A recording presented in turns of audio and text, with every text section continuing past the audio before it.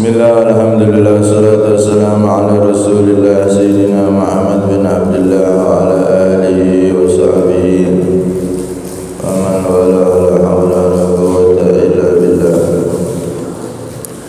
Rabbi shrah li sadri wa yassir li amri wahlul 'uqdatam min lisani yafqahu qawli. Fasaddid lisani wahdi qalbi bi haqqi Sayyidina Muhammadin Nabi sallallahu alaihi wasallam. Dusturakum ya ahla tarki wa ya ahla batin wa ya ahla nawati wa ya ahla nur. Amma ba'd. Jamaah semuanya yang dirahmati oleh Allah Subhanahu wa taala. Alhamdulillah, kita semua dikumpulkan kembali oleh Allah Subhanahu wa taala untuk sama-sama duduk mempelajari dan menghidupkan ilmu warisan Nabi. Semoga duduknya kita di sini membuahkan duduknya kita di sana, di surganya Allah bersama Rasulullah sallallahu alaihi wasallam. Amin Allahumma amin. A'udzu billahi minasy syaithanir rajim. Bismillahirrahmanirrahim. فأزلهما الشيطان عنها فأخرجهما مما كانا فيه وقلنا اهبطوا بعضكم لبعض عدو ولكم في الأرض مستقر ومتاع إلى حين.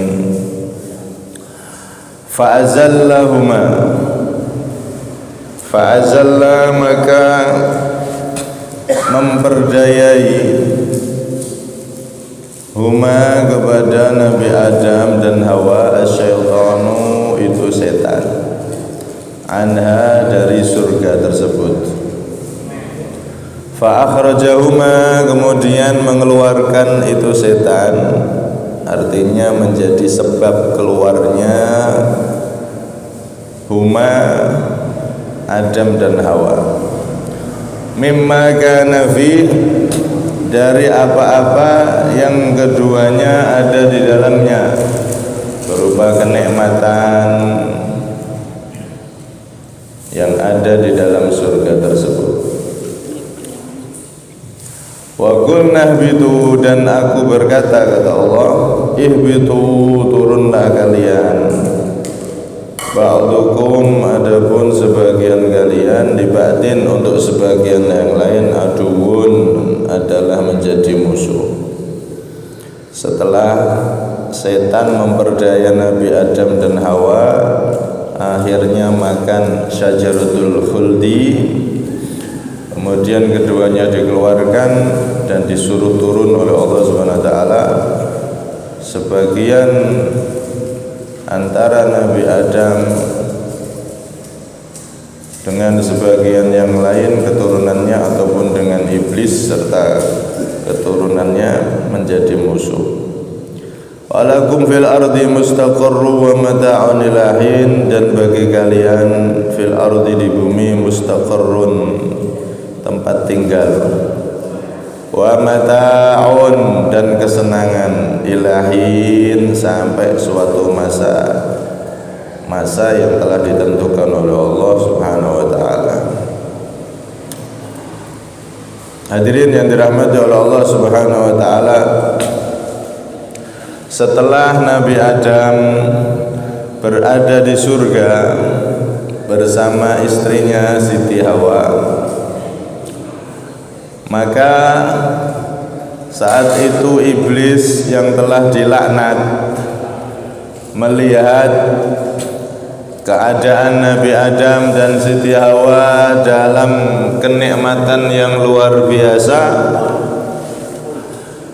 dia pun iri dan berusaha agar Nabi Adam dan Siti Hawa ini melanggar perintah Allah Subhanahu wa taala, yaitu dilarang makan syajaratul khuldi, pohon yang terlarang.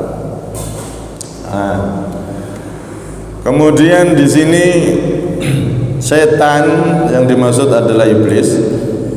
Fa'azallahuma syaitan.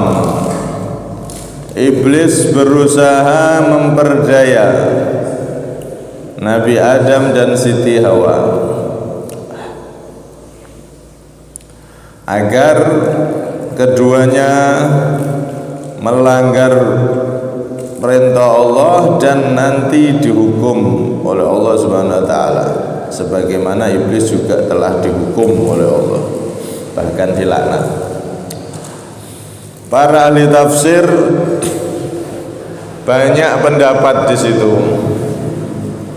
Ada yang mengatakan iblis itu memperdaya, menggoda Nabi Adam dan Hawa itu dia berada di bumi, tapi bisikannya didengar oleh Siti Hawa. Siti Hawa baru yang mengajak Nabi Adam untuk makan syajaratul khuldi. Ada lagi yang mengatakan iblis membisiki Nabi Adam dan Siti Hawa. Dia naik ke langit dan berada di pintu surga. Baru dia membisiki, memperdaya Nabi Adam alaihissalam beserta Siti Hawa agar mau untuk makan buah khuldi. Ada lagi yang mengatakan iblis ini berusaha masuk ke dalam surga karena memang saat itu surga tidak seperti surga nanti setelah hari kiamat. Kalau surga setelah hari kiamat nanti itu nggak ada yang bisa masuk, iblis tidak bisa masuk, yang jelek-jelek tidak bisa masuk. Makanya kemarin surga yang ditempati Nabi Adam ini ada dua pendapat, surga asli apa surga duplikat, kan begitu. Iblis berusaha untuk masuk tapi dijaga oleh para penjaga surga. Nah, di antara penjaga-penjaga surga itu menurut riwayat sahabat Abdullah bin Abbas adalah hewan-hewan yang ada di surga. Maka iblis membujuk hewan-hewan yang ada di surga itu agar mau untuk membuka pintu dan dia bisa masuk. Karena dulunya kan sahabat. Iblis dulu penjaga surga sebelum dilaknat. Setelah dilaknat dia dikeluarkan dari surga. Tapi hewan-hewan dan penjaga surga semuanya tidak mau, kecuali teman iblis yang paling akrab, yaitu ular. Ular ini kata sahabat Abdullah bin Abbas dulunya punya kaki 4 seperti binatang 4 kaki begitu, dan bentuknya enggak seperti sekarang. Akhirnya singkat cerita iblis ini dibantu ular masuk ke mulutnya dan mendekat pada Nabi Adam dan Siti Hawa untuk menggoda, memperdaya Nabi Adam agar mau makan buah khuldi atau syajaratul khuldi tersebut. Nah, singkat cerita intinya itu pendapat-pendapat yang ada di kalangan ahli tafsir. Intinya iblis saat itu memperdaya dan menggoda. Jadi iblis itu tidak bisa memaksa. Setan iblis niku nggak bisa maksa manusia. Moro-moro kemudian kita ditangkap sama setan, diikat, terus disuruh nyembah berhala atau disuruh murtad misalkan, dipaksa begitu, nggak bisa. Iblis tidak diberi kemampuan untuk memaksa manusia. Andaikan diberi kemampuan untuk maksa manusia, maka akan banyak manusia yang mudah ditaklukkan oleh iblis, diajak keluar dari Islam.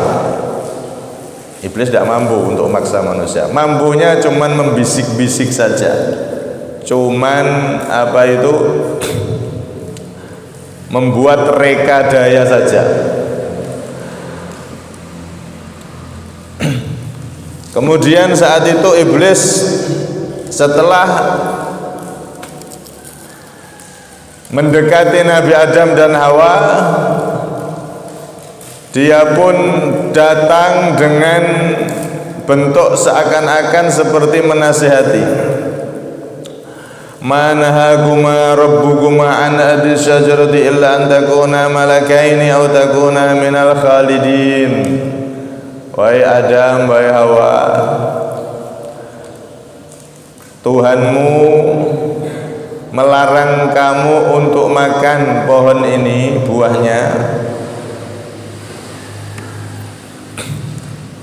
Padahal sebetulnya kalau kamu mau makan, kamu akan jadi malaikat kekal di situ. Maka saat itu, karena iblis ini bersumpah dengan nama Allah, ini pertama kali sumpah dusta itu iblis.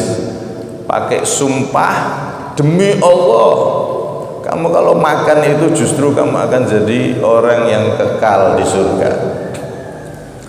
Ketika nama Allah dibawa, maka menurut sebagian pendapat Nabi Adam ini ngeblank. Iblis sumpah dengan nama Allah. Sangat agung itu. Sumpah bawa nama Allah. Nabi Adam sangat cinta sama Allah.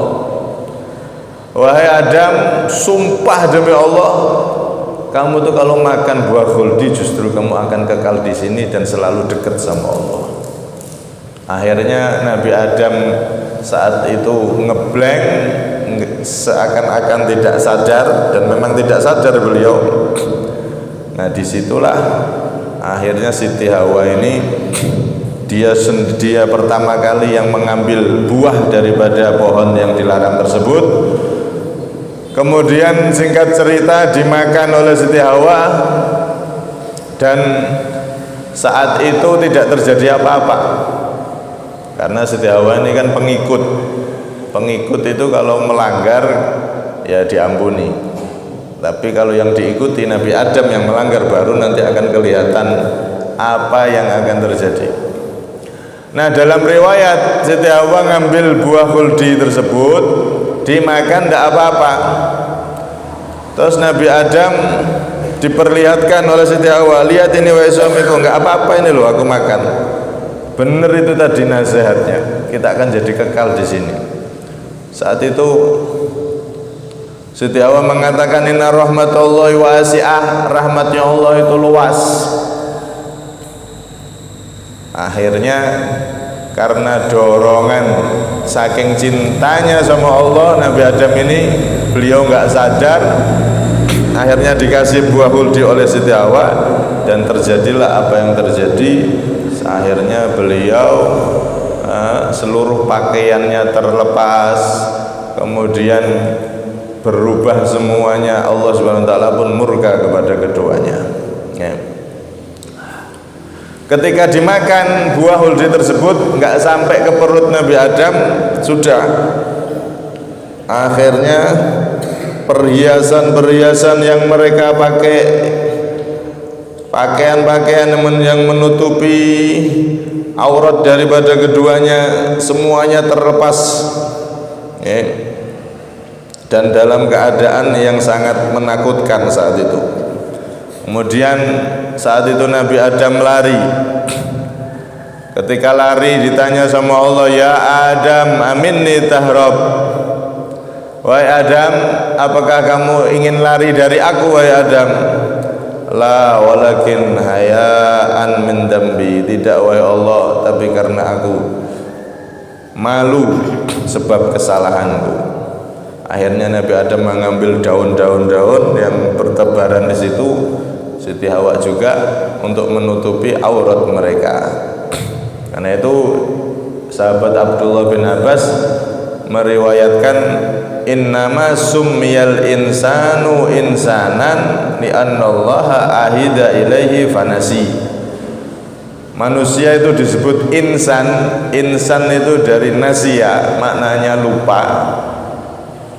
Adam dan keturunannya disebut insan karena setelah dijanji oleh Allah untuk tidak makan pohon yang terlarang tadi, ternyata beliau lupa. Jadi Nabi Adam saat makan buah khuldi itu dalam keadaan lupa. Walam najid lahu azma, dan aku tidak dapatkan pada diri Nabi Adam itu azma, keinginan untuk makan. Kenapa? Karena beliau memang lupa saat itu. Kenapa kok bisa lupa? Karena beliau tenggelam dalam cinta kepada Allah Subhanahu wa taala. Sebab sumpahnya iblis tadi, sumpah demi Allah, engkau akan jadi orang yang kekal di sini wahai Adam, engkau akan tetap dekat sama Allah, berada di tempat mulia ini. Karena dorongan cinta yang begitu besar sama Allah hingga akhirnya Nabi Adam itu lupa. Tidak pengen jauh-jauh dari Allah, tidak pengen pisah dari rahmat Allah yang begitu besar ada di surga tersebut. Nah, ketika Nabi Adam sudah makan buah khuldi tersebut, Allah Subhanahu wa taala dalam riwayat lain juga berkata pada Nabi Adam, "Ya Adam, ma hamalaka ala ma sona'ta." Wahai Adam, apa yang membuat engkau melakukan apa yang telah engkau lakukan? Maka Nabi Adam saat itu menjawab, ini versi riwayat lain, "Ya Rabbi zayyanathu li Hawa." Wahai Allah, aku melakukannya tadi tidak sadar karena bujukan daripada istriku yaitu Hawa. Karena itu kemarin disebutkan istri itu punya dampak yang besar terhadap suami. Maka jangan lepas kontrol, di lost doll niku jangan, tapi suami harus benar-benar bisa mengontrol istri tadi itu. Ini gara-gara salah satunya juga Hawa, Siti Hawa yang membujuk Nabi Adam, ditambah sumpahnya iblis membawa nama Allah, yang mana Nabi Adam sangat cinta kepada Allah Subhanahu wa taala. Akhirnya terjadi apa yang terjadi, Nabi Adam sampai makan tapi dalam keadaan blank saat itu. Maka saat itu Allah Subhanahu wa taala mengatakan, fa inni a'aqabtuha alla tahmila illa karha wa la tad'a illa karha wa dammaituha fi syahri marratain. Kalau begitu aku akan menghukum Hawa dan keturunannya, yaitu manusia perempuan, keturunan dari Hawa akan aku hukum. Dia tidak akan hamil kecuali dalam keadaan berat, tidak akan melahirkan kecuali dalam keadaan berat, dan perempuan itu akan aku jadikan keluar darah setiap bulannya, alias darah haid, karena dia telah mengambil buah khuldi, meneteskan getah daripada buah pohon yang terlarang tersebut. Maka perempuan-perempuan itu pun diteteskan darahnya setiap bulannya oleh Allah Subhanahu wa taala, ditakdir demikian untuk para perempuan. Ini dalam sebagian riwayat.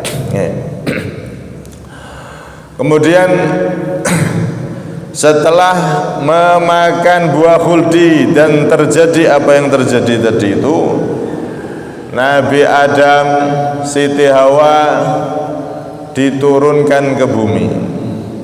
Saat itu Nabi Adam diturunkan oleh Allah di daerah Sarondip. Sarondip itu daerah India, dan Hawa di daerah Jeddah, Arab Saudi.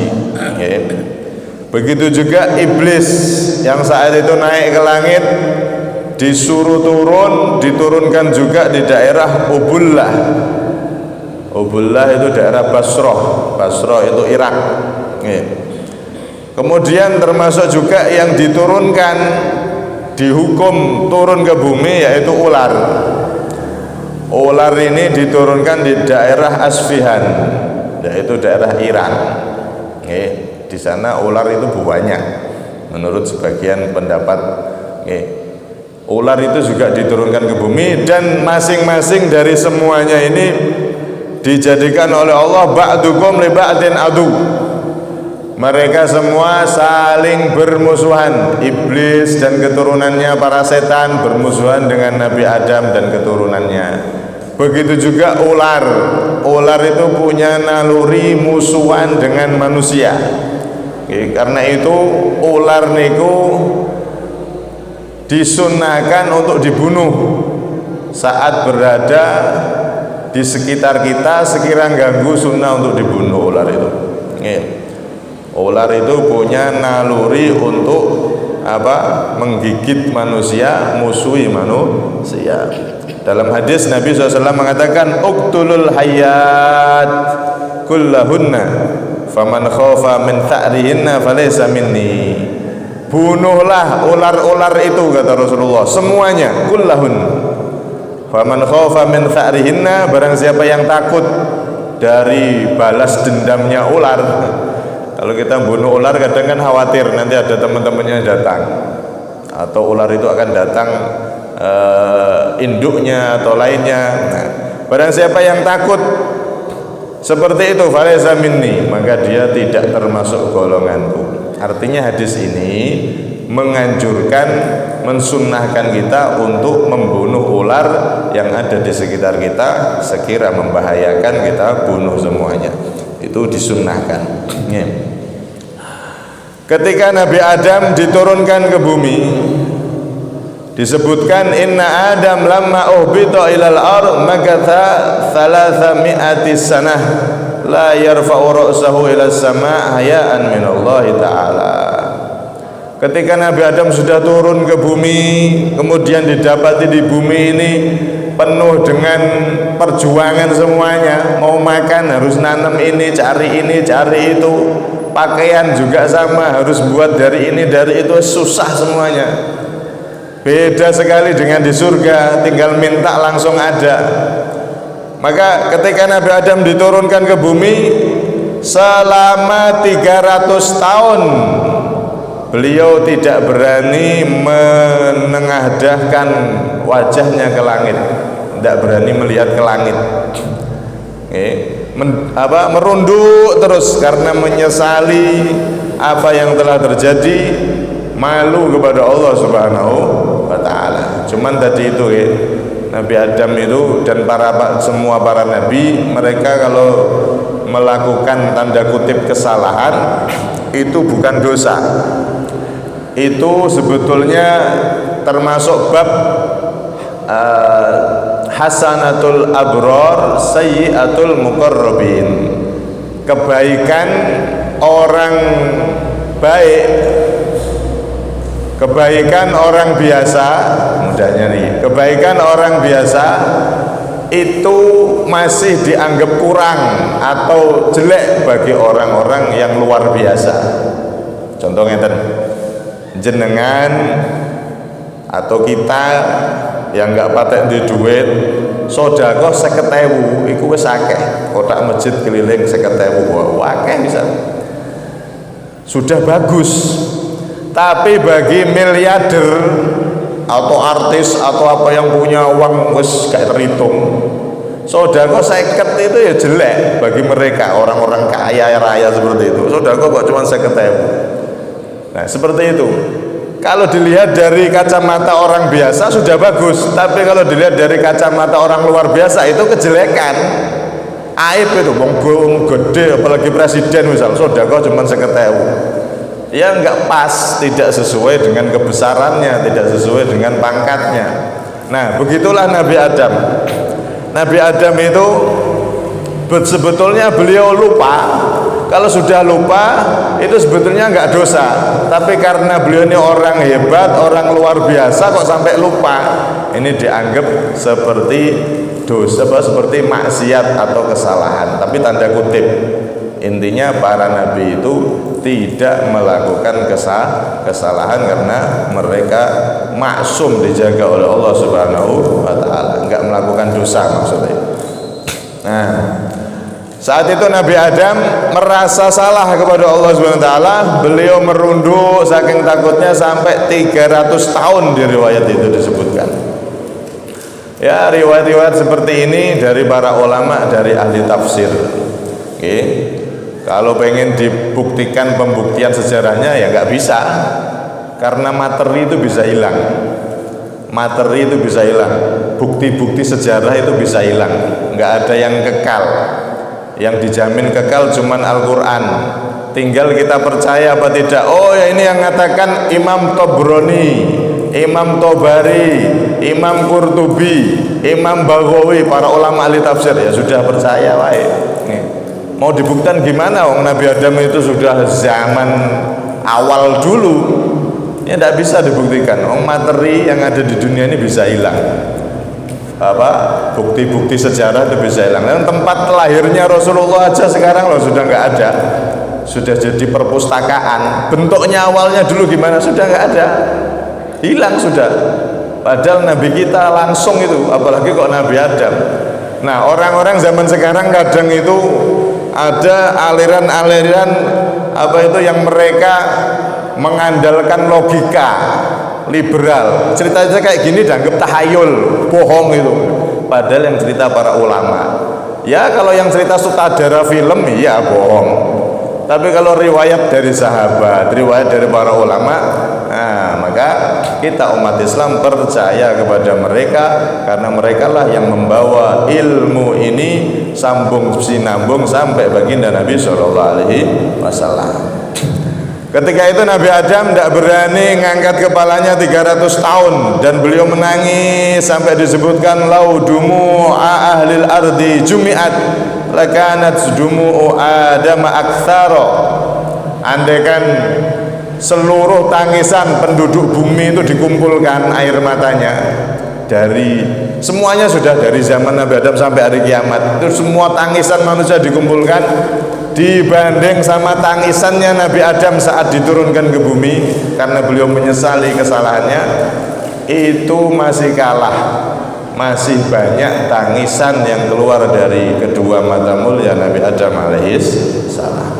Nangis tobat sama Allah Subhanahu wa ta'ala. Nah, karena itu kita sebagai keturunan Nabi Adam, jika melakukan kesalahan jangan putus asa, apalagi kok malah merasa benar dengan kesalahannya, itu sombong namanya.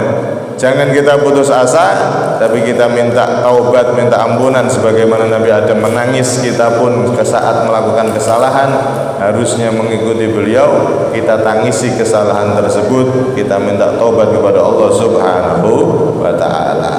Akhirnya Nabi Adam saat itu diterima taubatnya oleh Allah Subhanahu wa ta'ala, dan nanti akan diceritakan setelah ayat ini. Nah, di sini juga ada satu pelajaran dari Imam Ibnu Ashur, bahwasanya manusia itu bisa terdorong melakukan kesalahan karena obsesi ingin enak. Pengen sandang papan pangan enak, itu bisa menjadikan manusia itu lalai dan lupa. Obsesi pengen kaya, obsesi pengen semuanya serba enak, akhirnya bisa nabrak-nabrak. Sing halal nggak kelihatan, sing haram wis ndak ngurus, penting dapat banyak, penting saya hidup mewah. Ini dorongan nafsu yang pengen manusia itu selalu hidup enak, semuanya difasilitasi dengan fasilitas yang enak, akhirnya terdorong sehingga kadang-kadang sampai nabrak-nabrak apa yang dilarang oleh Allah Subhanahu wa ta'ala. Karena itu di sini ada pelajaran agar kita berhati-hati untuk memperhatikan perintah atau larangan Allah. Jangan sampai obsesi pengen makanan enak, pengen pakaian yang bagus, pengen rumah yang bagus, akhirnya ada yang dilarang oleh Allah, ternyata kita lakukan semuanya. Na'udzubillah min dzalik. Lebih-lebih masalah makanan cari yang benar-benar halal. Ini Nabi Adam turun dari surga ke dunia gara-gara makanan yang dilarang, pohon yang diharamkan dimakan, dari surga turun ke bumi. Yang semula di surga enak itu loh, jadi turun ke bumi. Lah apalagi kok kalau ada keturunan Nabi Adam di bumi, terus makanannya makanan yang haram, yang dilarang oleh Allah, terus kira-kira turun kemana lagi ini? Sing ning surga, sing ning bumi. Lah nek ning bumi kok makan sing haram, kira-kira turun kemana lagi? Ya naudzubillah min dzalik, turun ke neraka. Naudzubillah min dzalik. Karena itu di dalam banyak riwayat, man akalal haram asad jawarihu sya'a am aba, wa man akalal halal atau ajawarihu sya'a am aba. Barang siapa yang makan haram, pasti bawaan tubuhnya pengen maksiat, pengen melakukan dosa, mau ndak mau. Nek wis badan ini diisi oleh sesuatu yang haram, pengennya melakukan yang dosa-dosa, yang maksiat-maksiat, bawaannya seperti itu, mau ndak mau. Sulit dikontrol untuk taat, berat melakukan ketaatan. Sebaliknya kalau orang itu makanannya halal, maka dia akan jadi orang yang taat, mudah taat, bawaannya pengen ibadah, gampang melakukan ibadah, mau ndak mau, pasti seperti itu. Karena itu, di sini pelajarannya juga jangan sampai karena obsesi pengen enak, baik makanan, pakaian dan tempat, ternyata kita sampai melanggar aturan-aturan dari Allah, sesuatu yang diharamkan oleh Allah Subhanahu wa taala. Na'udzubillah min dzalik. Terakhir kesimpulan, pertama, setan, iblis itu akan selalu menggoda kita agar kita turun derajatnya jadi orang-orang yang hina. Kemudian yang kedua, Nabi Adam alaihissalam sebagai seorang nabi dan para nabi yang lain, mereka dalam ahlu sunnah wal jamaah, akidah kita, setiap ada cerita tentang nabi ini melakukan salah ini salah itu, maka itu tidak berupa dosa, kesalahan tapi bukan dosa. Bayangannya seperti tadi itu, ada orang kaya sama orang biasa, sedekah cilik dianggap salah, keliru bagi orang-orang besar. Kemudian yang ketiga, jangan sampai obsesi kita pengen hidup enak, hidup mewah, akhirnya ngawur dalam mencapai yang diinginkan, yang haram dan lain-lain diterjang. Na'udzubillah min dzalik. Semoga kita semua termasuk orang-orang yang dibimbing oleh Allah, sehingga dalam kehidupan dunia yang sementara ini kita dibimbing terus oleh Allah untuk selalu taat, sehingga jadi orang yang selamat. Amin Allahumma amin.